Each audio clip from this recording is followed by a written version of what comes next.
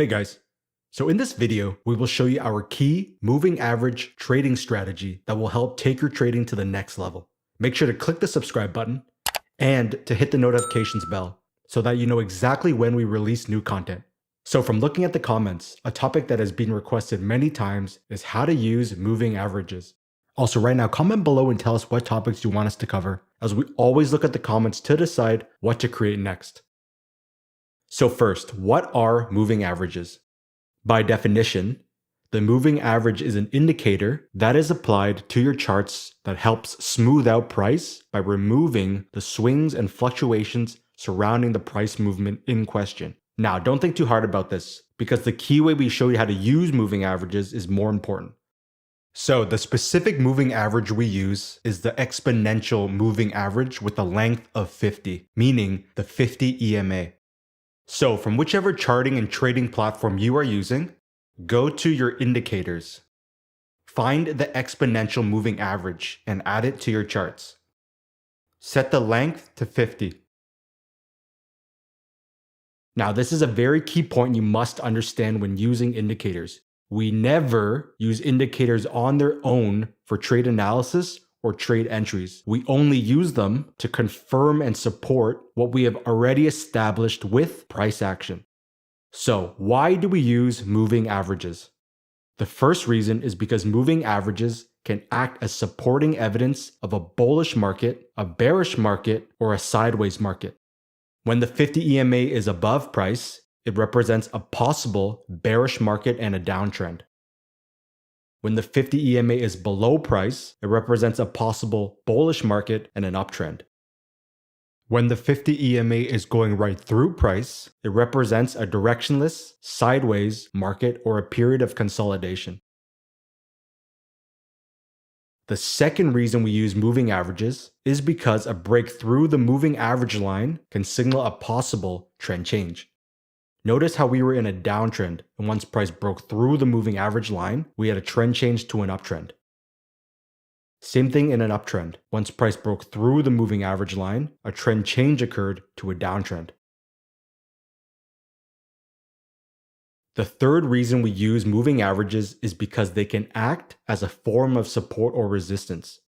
Price is in a bullish uptrend. And if you get price action through candlestick formations at the 50 EMA, it shows that price is indeed reacting to the 50 EMA as support and can signal a possible trend continuation long. Now, in the opposite direction, price is in a bearish downtrend, and if you get price action through candlestick formations at the 50 EMA, it shows that price is indeed reacting to the 50 EMA and can signal a possible trend continuation short.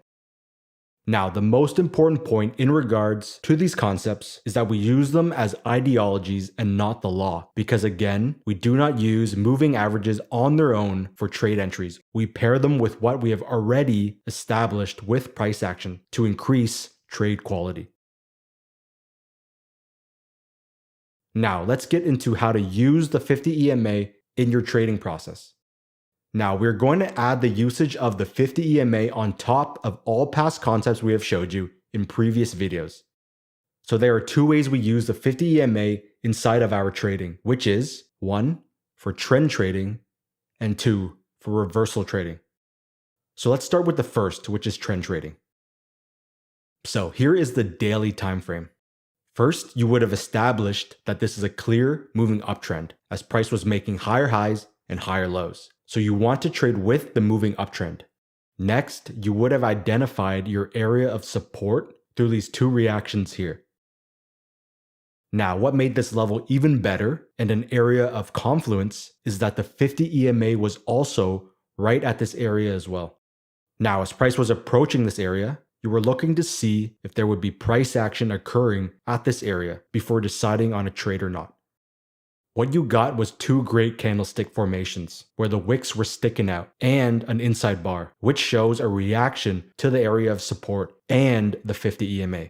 Again, a reaction does not equal a trade, as price can stall at the 50 EMA and support level and still break right through. As a reminder, even though your big picture trend is an uptrend, your short-term trend is a downtrend and can continue on. So you need confirmation that the short-term downtrend is over. So just like in our previous video, what you do is you put a trend line on top of this moving downtrend and wait for a break through the trend line. And once you have that break, you start looking for long entries. Now for us, we always like to look for more detail and confirmation inside of this immediate downtrend. So let's put both the daily and 4-hour time frame side by side. So here on the left is your daily time frame, and here on the right is your 4-hour time frame. Here's your daily support level, and here is the same support level. Here's your daily trend line, and here is your same trend line.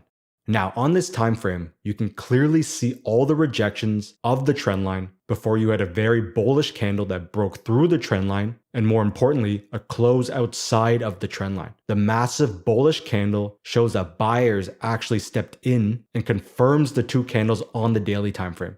This is when you had confirmation that the short-term downtrend is over and that the bigger uptrend can continue. You would then start looking for long trades through the lower timeframes with a breakout or a momentum play, as your directional bias is now confirmed. The most important part is that this all occurred after the reaction to the area of confluence, because you needed traders to enter long and short traders to close their positions to create upwards momentum. So moving on. So here on the daily time frame, you have a clear moving uptrend, as price is making higher highs and higher lows. So you want to trade with the moving uptrend. Next, you had your very key level of support. And think back to our video about support and resistance levels, where we talked about evaluating the quality of a level based on how many traits it has. And this level has a few. First, you had multiple reactions to the level. Second, this level acted as both support and resistance. And third, it was recently respected here, meaning that this point is still valid in a recent time period. All these factors make this a very key level. Next, you had this very key trend line with multiple reactions to it in the past. Here was your access point and area of high confluence, as you had your key trend line, your key support level, and the 50 EMA all intersecting perfectly. Now let's zoom in a bit to get a better look at the area of focus. So as price was approaching this access point and area of high confluence, you were watching to see if you would get price action forming and reacting to this level. What you got were these two great candlesticks with the wicks sticking out, but again, still no trade, because a reaction does not equal a trade, as price can stall and still break right through. As you should already know, you then put your trend line above the current moving downtrend. And once you had your break through the short-term trend line like this, it confirms all your previous analysis and that the short-term downtrend is over and that the bigger uptrend can continue. You then start looking for intraday entries through a breakout or a momentum play. Now for us, we like to take earlier entries. So what we do is we put a tight trend line onto this immediate downtrend like this and go to the 4-hour time frame and look for a trend change to take an earlier and tighter entry. So let's put the 4-hour time frame beside the daily time frame. So here on the left is your daily time frame, and here on the right is your 4-hour time frame. Here's the daily support level. Here's the same support level. Here's the daily trend line. Here's the same trend line. Here's the short-term trend line. Here's the same short-term trend line. Here's the access point. Here's the same access point. And once you had your break through the short-term trend line, your directional bias is confirmed as long, and you would go to the lower time frames and start looking for long entries through breakouts and momentum plays. Now, as a reminder, the most important part is that this all occurred after reaching and reacting to an area of high confluence, as you needed all those different schools of traders to enter the market in order to create upwards momentum. And what you are doing is riding the momentum for your trade. So now that you understand trend trading with the 50 EMA, let's move on to reversal trading. And before we continue, if you're enjoying us releasing new videos more often, make sure to hit the thumbs up button and to comment below right now with your questions and thoughts, as this lets us know you want more videos. So here on the daily time frame, you first had your trend line drawn right here. You had your clear moving uptrend through higher highs and higher lows, before you had your trend line break and a break through the 50 EMA, which was your first signal of a possible trend change. Price then made a lower low, which was another signal of a trend change. Next, here was your key resistance level that acted as both support and resistance in the past. This here was then your access point where key resistance and the 50 EMA both lined up. Now, as price came up to this access point, you had a picture perfect, very long wick candle that reacted to both the key resistance level and the 50 EMA. But again, a reaction does not equal a trade short. So what we do is we put a tight trend line in and go down to the 4-hour time frame. So let's put the daily and 4-hour time frames side by side. So here on the left is your daily time frame, and here on the right is your 4-hour time frame. Here is the resistance level on the daily time frame, and here is the same resistance level on the 4-hour time frame. Here's the daily long-term trend line. Here's the same long-term trend line. Here's the daily short-term trend line. Here's the same short-term trend line. And here's your access point. Here's the same access point. Now, once you had your break of the short-term trend line, this shows that the pullback is over, and once price made the lower low, you can start looking for short entries and start taking breakout or momentum entries through the lower time frames as your directional bias is confirmed. Again, the most important part was the big picture trend change through the break of the trend line combined with the pullback reaction to an area of high confluence. So, moving on. Now, in this example, we're going to take this up a notch and use the 50 EMA through the intraday timeframes for a more aggressive early entry. So here in the daily time frame, you had your clear moving downtrend as price was making lower highs and lower lows. You then would have had your long-term trend line drawn in like this. Price then broke the trend line with a candle close outside of the trend line, which is the first signal of a trend change and giving you a short-term bullish bias.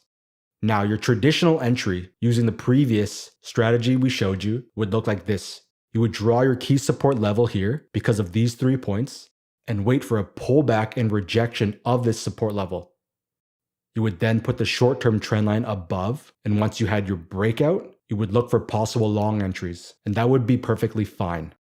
Now, here's where we take it up a notch. Our entry into this trade came right at this break here, but exclusively through the 4-hour time frame. So let's put the 2 time frames side by side. Here on the left is your daily time frame, and here on the right is your 4-hour time frame. Here's the daily long-term trend line. Here's the same long-term trend line. This area here, where the breakout candle occurred, is the same area here on the 4-hour time frame. But as you can see, there's a lot more detail that we can see on this time frame. So let's go through step by step what went through our mind. 1.